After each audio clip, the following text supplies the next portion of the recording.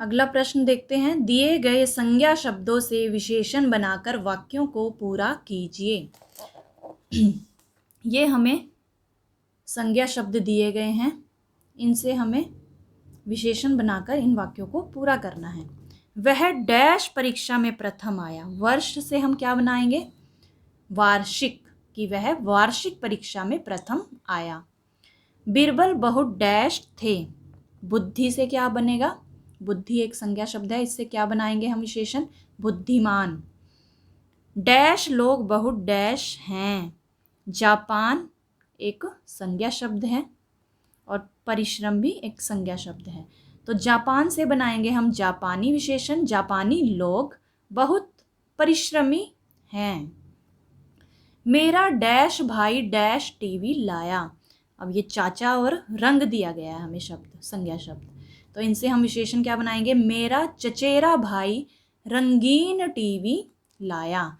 चाचा से चचेरा, रंग से रंगीन, उसी तरह जापान से जापानी, परिश्रम से परिश्रमी। ठीक है। अब निम्नलिखित गद्यांश को पढ़कर नीचे दिए गए प्रश्नों के उत्तर लिखिए। ये हमें गद्यांश दिया गया है। हंसी जीवन की अनिवार्य आवश्यकता है। वह शरीर और मन दोनों को स्वस्थ रखती है। हमेशा हंसते रहने वाला व्यक्ति जीवन की परेशानियों को चुटकी में सुलझा लेता है। निराशा उसके पास नहीं फटकती है। हंसी पाचन शक्ति बढ़ाती है, रक्त के बहाव को संतुलित रखती है, मस्तिष्क को तनाव मुक्त करती है। डॉक्टरों का भी यही कहना है कि हंसी एक शक्तिशाली दवा होती है, जिससे व्यक्ति की सकारात्मक सोच विकसित होती है, यानी कि पॉजिटिविटी आती है उसमें। ठीक है। और बीमारियां पास नहीं फटकती हैं।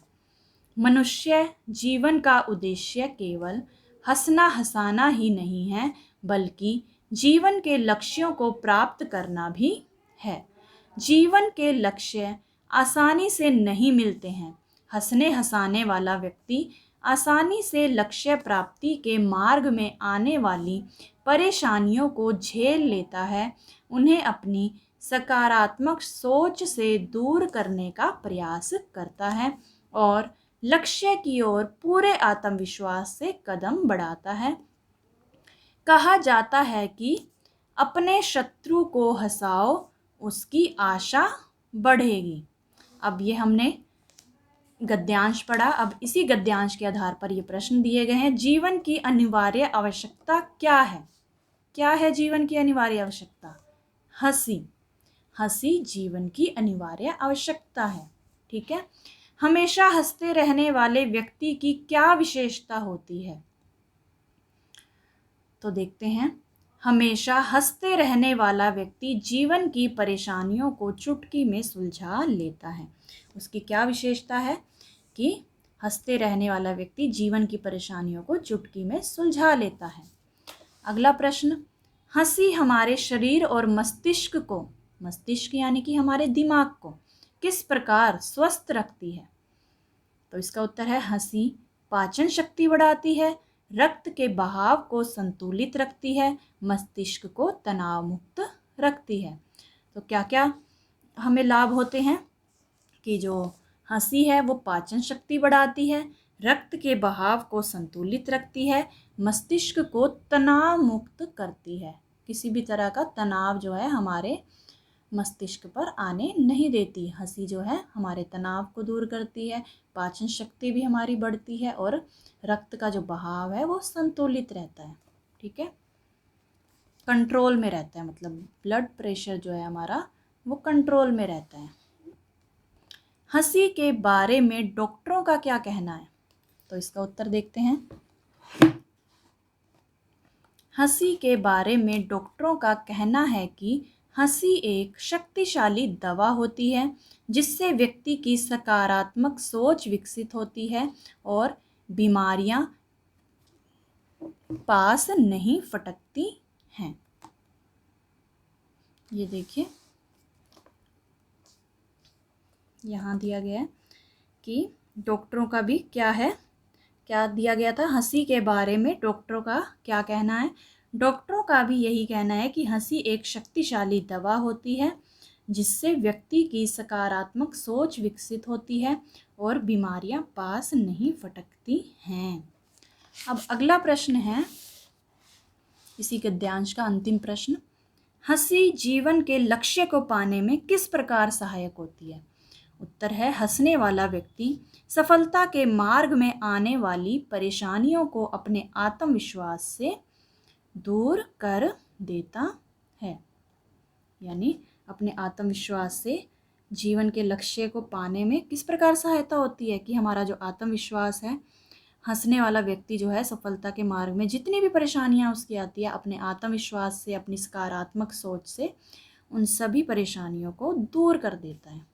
ठीक है, ये देखिए यहाँ पर दिया गया है, हंसाने वाला व्यक्ति आसानी से लक्ष्य प्राप्ति के मार्ग में आने वाली परेशानियों को झेल लेता है और उन्हें अपनी सकारात्मक सोच से दूर करने का प्रयास करता है और लक्ष्य की ओर पूरे आत्मविश्वास से कदम बढ़ाता है। अगला प्रश्न है, आओ दोहराएं। निम्नलिखित शब्दों में से उपसर्ग और मूल शब्द अलग कीजिए। ये शब्द दिए गए हैं और हमें उपसर्ग और मूल शब्द को अलग करना है। जैसे ये अज्ञान दिया गया है, यदि हम इस अ और ज्ञान को अलग अलग कर दें, अ उपसर्ग है, ज्ञान एक मूल शब्द है। मूल शब्द के शुरू में जो शब्दांश लगता है, शब्द का अंश लगता है, उसे हम क्या कहते हैं? उपसर्ग कहते हैं, मूल शब्द के शुरू में। और जो मूल शब्द के बाद यानी कि अंत में लगे उसे हम प्रत्यय कहते हैं। ठीक है, अनुकरण। अब अनु क्या है? उपसर्ग है। करण क्या है? एक मूल शब्द है। अधिकार, अधि क्या है? एक उपसर्ग है। और कार क्या है? एक मूल शब्द। अपमान, अप क्या है? उपसर्ग, मान मूल शब्द।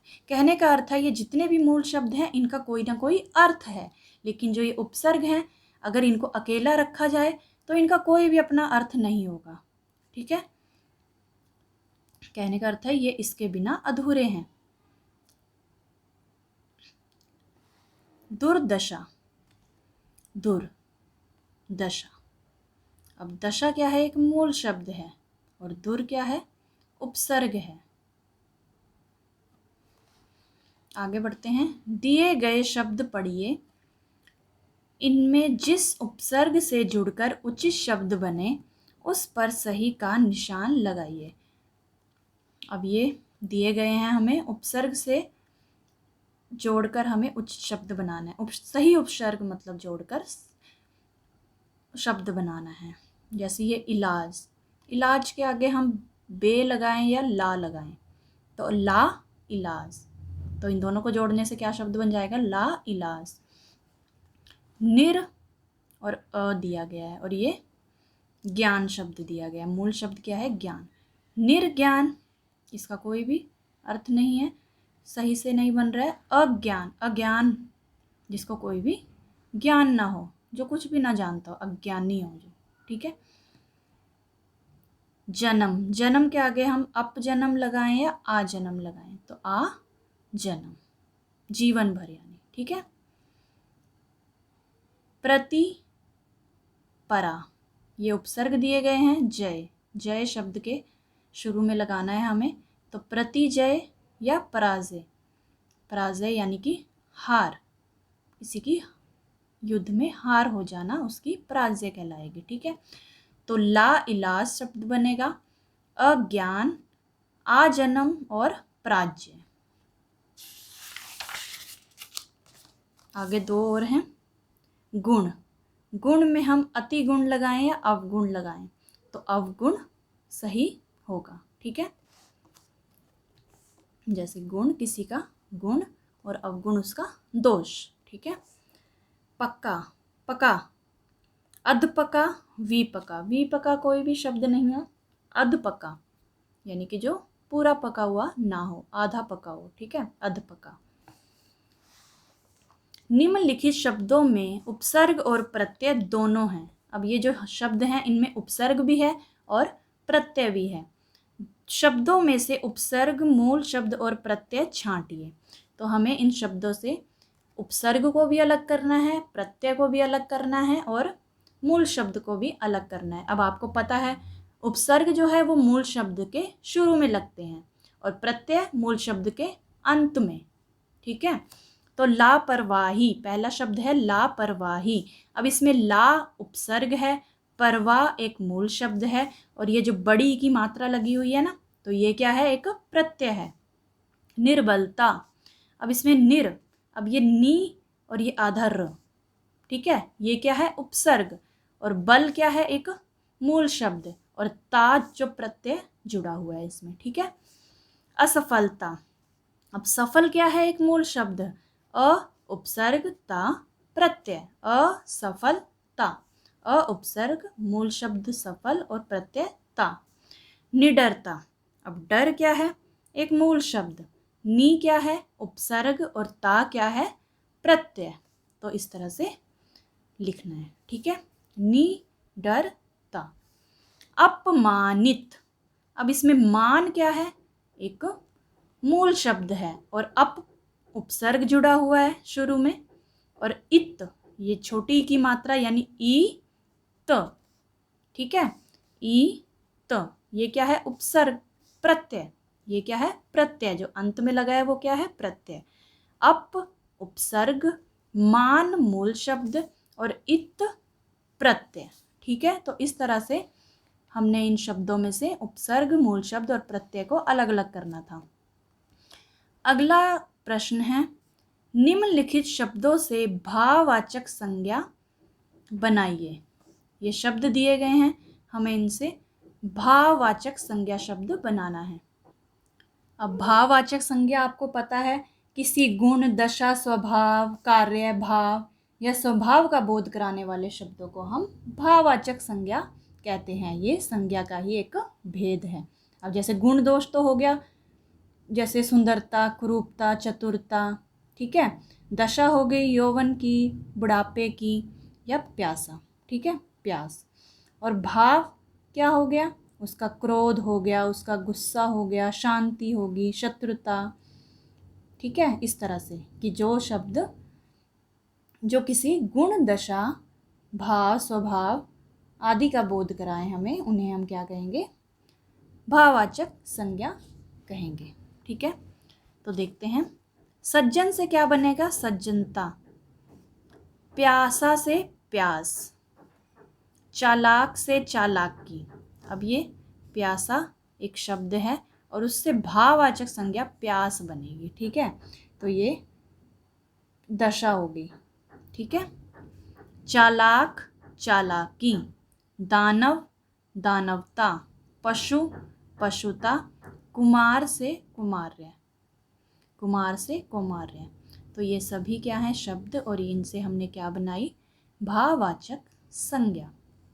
तो बच्चों, ये था पाठ 9, अभ्यास सागर पुस्तक का पाठ 9, जब भोला राम ने पंप लगाया के व्याकरण से संबंधित प्रश्न, जिनमें हमने विशेषण, विशेषण और अपठित गद्यांश के विषय में पढ़ा। आशा करती हूँ आपको सभी प्रश्न अच्छे से समझ में आ गए होंगे। तो मिलते हैं अगली वीडियो में, तब तक के लिए नमस्कार।